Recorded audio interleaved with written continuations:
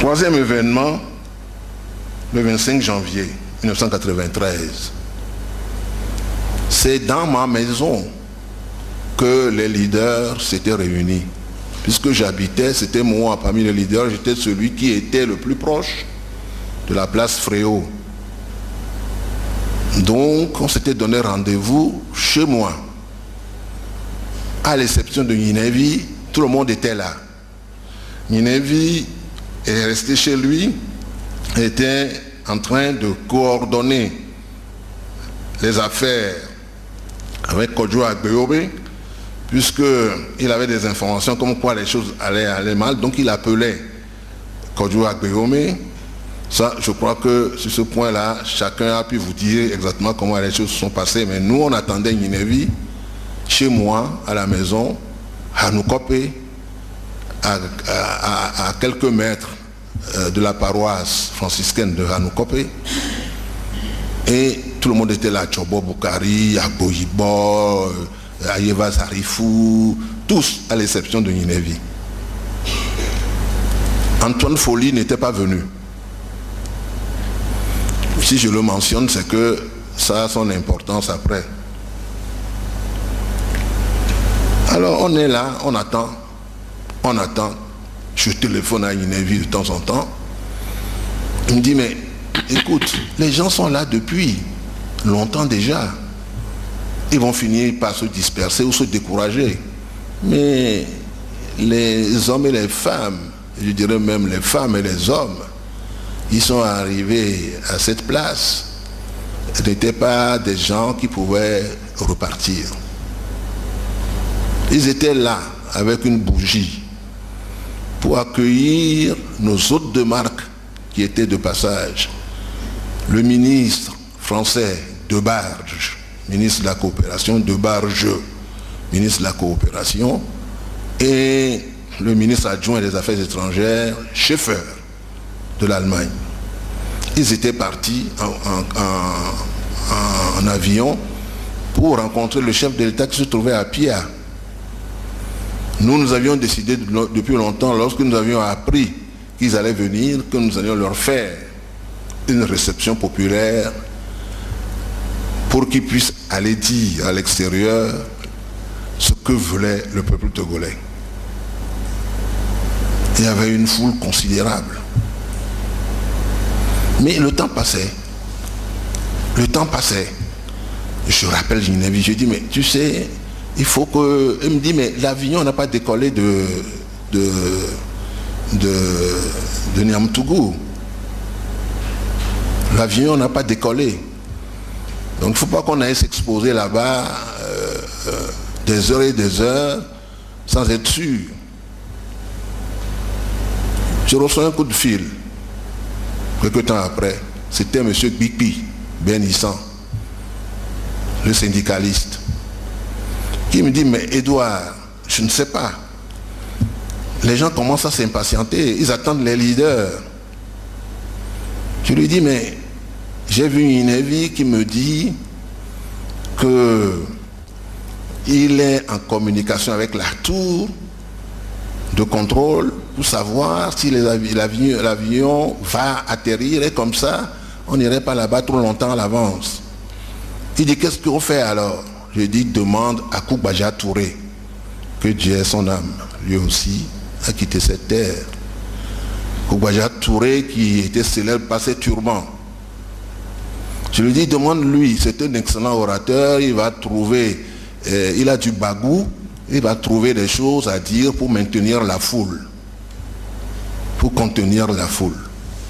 Il a dit, bon, je vais le faire. Il est parti, il a vu Koubaja Touré qui, avec les fanfares et les orchestres, essayait de parler à la foule. Puis subitement, je reçois un autre coup de fil, toujours du même pipi. Il me dit, mais Edouard, ça va mal, hein? J'ai l'impression que maintenant on voit des gens s'agiter partout. J'ai l'impression que les militaires sont en train de faire du grabuge un peu plus loin. D'ailleurs, j'entends des coups de fil, j'entends des coups de feu. J'entends des coups de feu. Edouard, j'entends des coups de feu. Écoute toi-même. Et depuis là-bas, j'entendais dans le répondeur des coups de feu.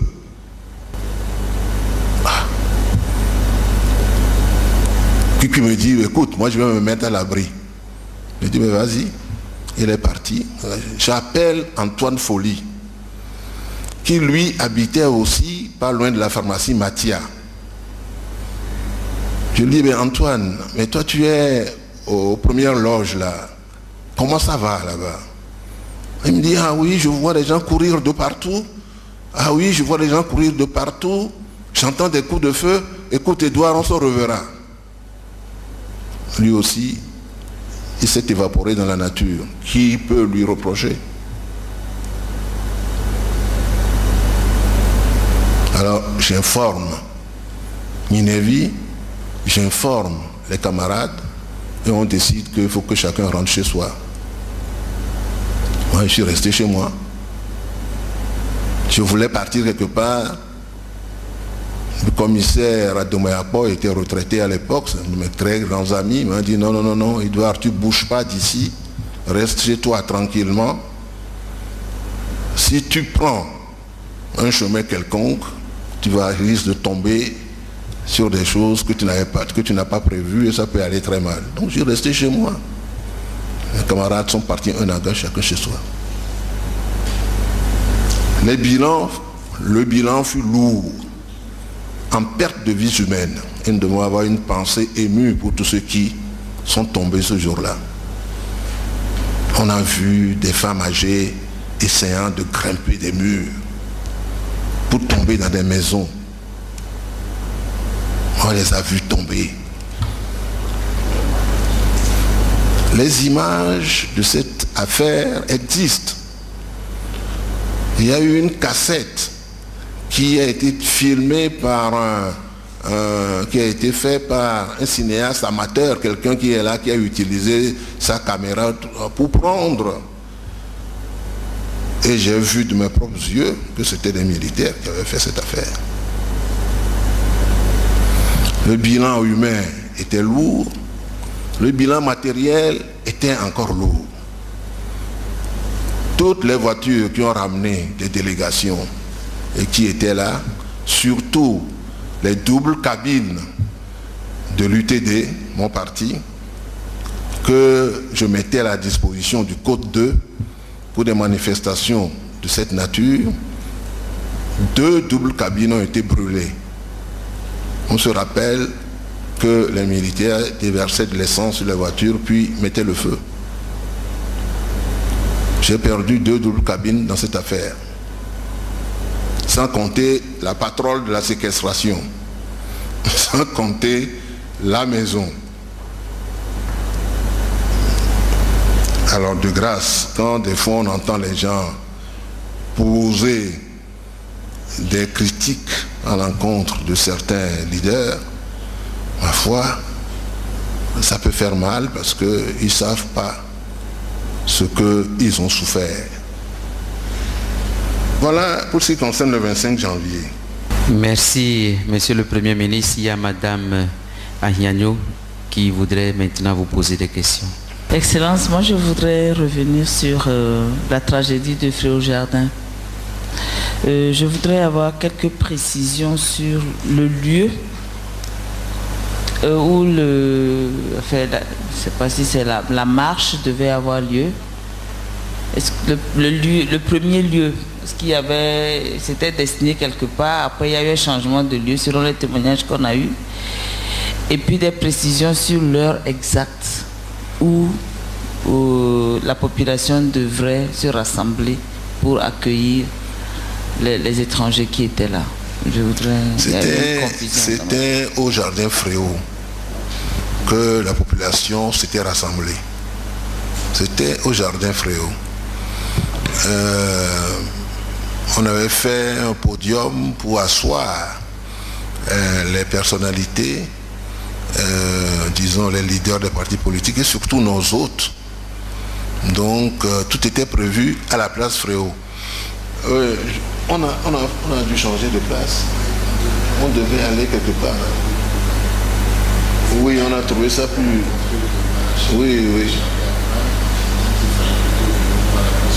C'est ça.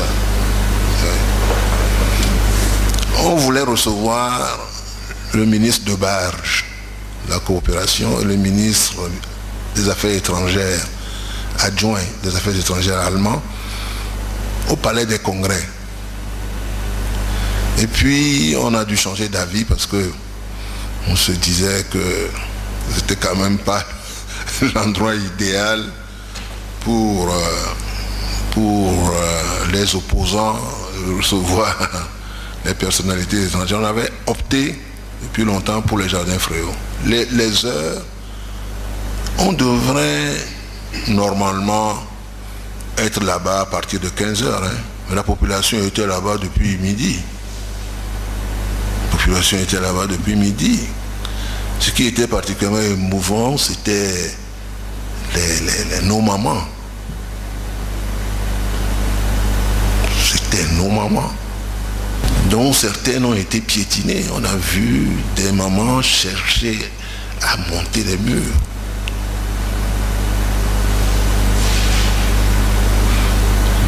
Bon, tout ça. Mais vous savez, toutes les révolutions sont pareilles. Toutes les révolutions sont pareilles. Elles sont toujours porteuses d'éléments d'émotion, des choses qui ne s'acceptent pas facilement, des situations totalement navrantes. Mais il faut aujourd'hui avoir une vision globale de ce que c'est qu'une révolution. C'est une vraie révolution qu'on a entamée. Et comme toutes les révolutions, elle va dans toutes les directions. Une révolution populaire, si vous ne pouvez jamais l'encadrer comme il faut, elle va dans toutes les directions. On l'a vu, des révolutions dans nos pays, en Europe, dans l'histoire. Des révolutions populaires qui ont accouché des régimes de droite, des régimes totalement bourgeois, ainsi de suite. Donc il faut avoir une vision. On ne peut pas enlever le pathos. C'est très difficile de faire fi du pathos. Mais il faut quand même prendre encore là également du recul. C'est une affaire d'athlète. Hein. Le pardon, c'est une affaire d'athlète. C'est une affaire d'athlète, le pardon. Il faut 100 fois sur le métier remettre l'ouvrage et se dire que quelque part on fait bien, dire que quelque part ça me coûte, mais je sais que ce qu'on fait là c'est bien.